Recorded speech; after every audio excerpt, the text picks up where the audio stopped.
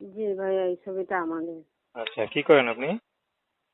ভাইয়া ওই সেলাই মেশিনের কাজ করি, হাতের কাজ জানি, একটু সেলাই মেশিন তো আর কিনতে পারি না, ওই হাতের কাজ করি, হাতের ওই আর্টিস্টের কাজ করি, এগুলি জামা কাপড়ের সেলাইয়ের কাজ করি।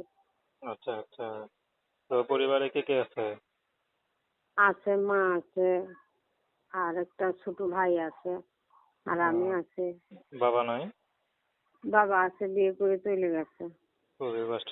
বিয়ে শাদী হয়েছে আপনার? জি ভাইয়া। বিয়ে শাদী হয়েছে?